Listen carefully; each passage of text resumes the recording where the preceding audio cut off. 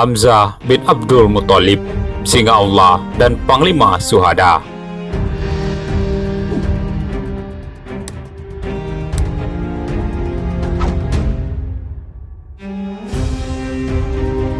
Kota Mekah masih mendengkur dalam tidur nyenyaknya, yakni setelah siang yang penuh dengan usaha dan kesibukan dengan ibadat dan aneka permainan. Orang Quraisy tidur lelap dan membalik-balikkan diri mereka di atas ranjang. Tetapi di sana ada seorang insan yang resah gelisah dan matanya tak hendak terpejam. Ia cepat masuk kamar tidur dan beristirahat dalam waktu singkat, lalu bangkit dengan penuh kerinduan karena rupanya ada janji dengan Allah Subhanahu wa Ta'ala. Ia menuju tempat sholat yang terletak di kamarnya, lalu bermunajat kepada Allah dan berdoa dengan khusyuknya. Dan setiap istrinya terbangun demi mendengar gemuruh dadanya yang turun naik dan bunyi doanya yang hangat serta terus-menerus, menyebabkannya merasa kasihan dan memohon agar ia memperhatikan dirinya dan mengambil waktu istirahat yang cukup. Maka dengan air mata mengalir yang mendahului kata-katanya, ia menjawab, "Wahai Khadijah, masa untuk tidur sudah berlalu." Ialah Muhammad Rasulullah Shallallahu Alaihi Wasallam. Ia baru saja memulai dakwahnya dan menyampaikan ajarannya secara rahasia dan sembunyi-sembunyi. Orang-orang yang beriman kepadanya waktu itu masih amat sedikit. Tetapi di antara orang-orang yang belum beriman itu, ada pula yang menaruh kasih sayang dan penghormatan kepadanya, serta memendam niat dan keinginan hati untuk beriman dan menyertai kafilahnya yang penuh berkah. Mereka terhalang untuk menyatakan maksud itu hanyalah karena keadaan suasana dan lingkungan, tekanan kebiasaan dan adat istiadat, serta kebimbangan hati untuk mengabulkan panggilan atau menolak seruan. Maka dalam golongan ini terdapatlah Hamzah bin Abdul Muthalib, yaitu paman Nabi Shallallahu Alaihi Wasallam dan saudara sesusunya, dan kelak mendapatkan gelar Asadullah. Hamzah telah kenal akan kebesaran dan kesempurnaan keponakannya, tahu sebaik-baiknya akan kepribadian dan watak serta akhlaknya. Ia tidak hanya mengenalnya sebagai seorang paman terhadap keponakannya semata, tetapi juga sebagai saudara terhadap saudaranya dan sahabat terhadap teman sejawatnya.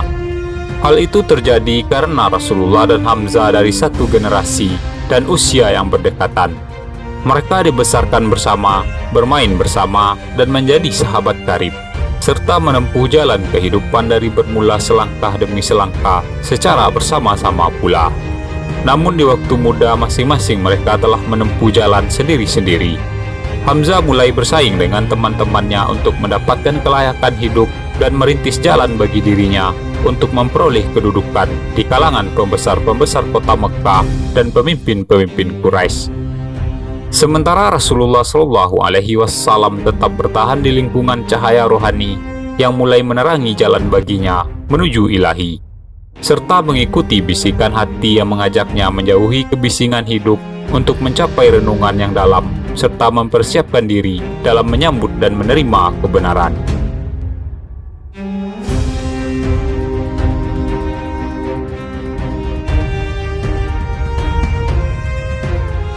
Pada suatu pagi seperti biasa Hamzah keluar rumahnya.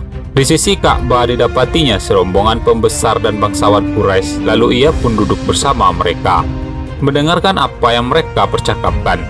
Rupanya mereka sedang membicarakan Rasulullah Shallallahu Alaihi Wasallam, dan untuk pertama kali Hamzah melihat mereka diliputi rasa gelisah disebabkan oleh dakwah yang dilakukan oleh keponakannya. Dari ucapan mereka keluar amarah murka, kebencian, dan kedengkian. Sebelum itu mereka tidak peduli atau pura-pura tidak peduli. Tetapi sekarang wajah-wajah mereka mengerikan, menyeringai karena marah dan kecewa, serta hendak menerkam. Demikianlah mereka melanjutkan pembicaraan dalam suasana hiruk-pikuk yang tidak luput dari ancaman. Sementara Hamzah kadang-kadang turut tertawa dan kadang-kadang menampakkan wajah murka. Dan ketika pertemuan itu usai dan masing-masing meneruskan acaranya, kepala Hamzah pun dipenuhi pikiran dan perasaan baru, menyebabkan perhatiannya tertuju kepada urusan keponakannya dan mempertimbangkan kembali baik buruknya.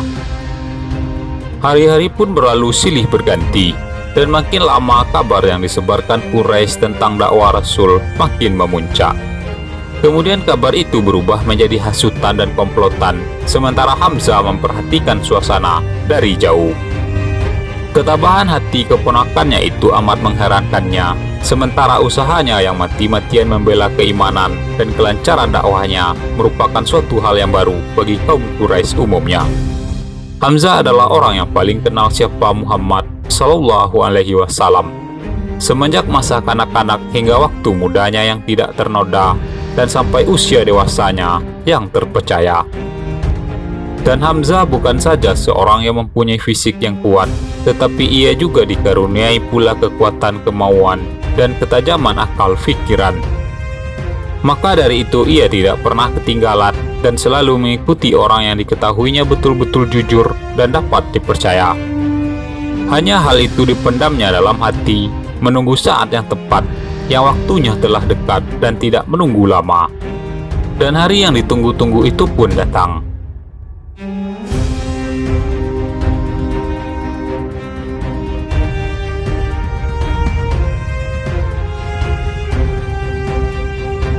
Hamzah keluar dari rumahnya membawa busur dan mengarahkan langkahnya ke arah padang belantara untuk melatih kegemaran dan melakukan olahraga yang amat disukainya, yaitu berburu.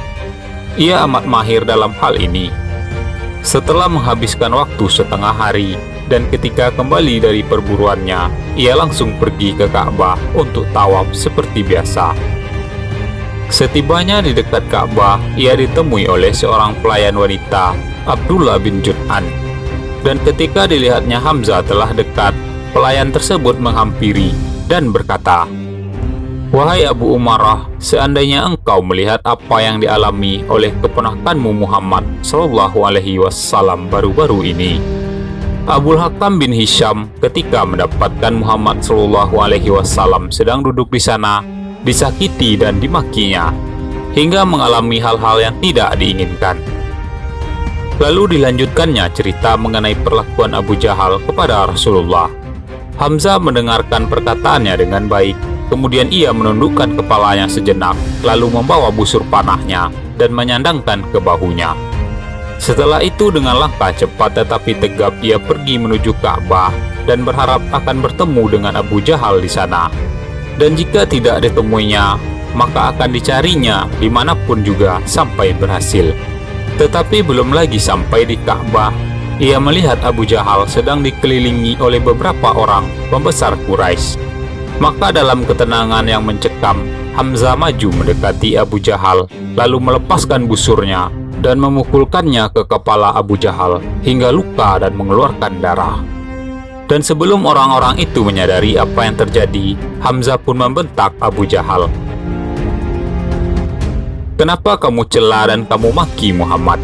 Padahal aku telah menganut agamanya dan mengatakan apa yang dikatakannya.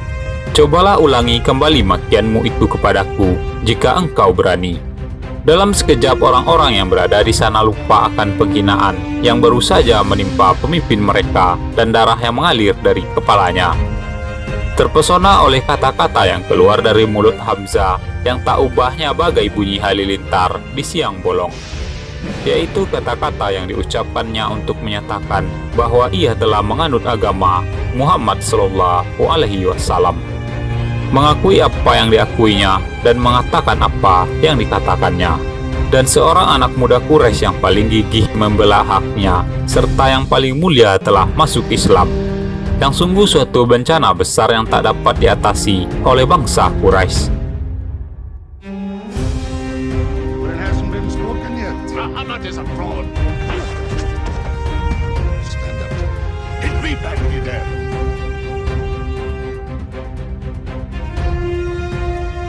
Hamzah kembali memungut busur dengan tangan kanannya dan menggantungkannya di bahu, lalu dengan langkah yang tegap pergi pulang ke rumahnya.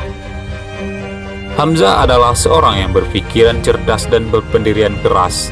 Ketika ia pulang ke rumahnya dan hilang rasa lelahnya, ia pun duduk dan membawa dirinya berpikir serta merenungkan peristiwa yang baru saja dialaminya. Ia pun kembali mengingat kejadian yang telah dialaminya dan telah menyatakan keislamannya. Ia telah menyatakannya dalam keadaan emosi dan tersinggung saat amarah di dadanya. Ia tak sudi bila keponakannya diperlakukan secara sewenang-wenang dan dianiaya tanpa adanya pembela. Oleh sebab itulah ia jadi murka dan tampil membela Muhammad Sallallahu Alaihi Wasallam. Mulailah ia berpikir dan hari-hari berlalu. Siang hatinya tak pernah tentram dan malam matanya tak pernah terpejam. Ketika Hamzah menggunakan akalnya untuk membahas masalah agama Islam dan membanding-bandingkan yang lama dengan yang baru, timbullah keraguan dalam dirinya yang dibangkitkan oleh kerinduan yang telah mendarah daging terhadap agama nenek moyangnya, dan kecemasan yang telah menjadi pusaka turun-temurun terhadap segala hal yang baru.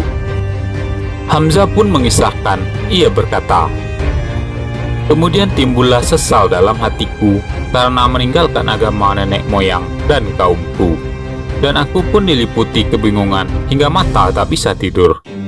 Lalu pergilah aku ke Ka'bah dan memohon kepada Allah agar membukakan hatiku untuk menerima kebenaran dan melenyapkan segala keraguan. Maka Allah pun mengabulkan permohonanku itu dan memenuhi hatiku dengan keyakinan.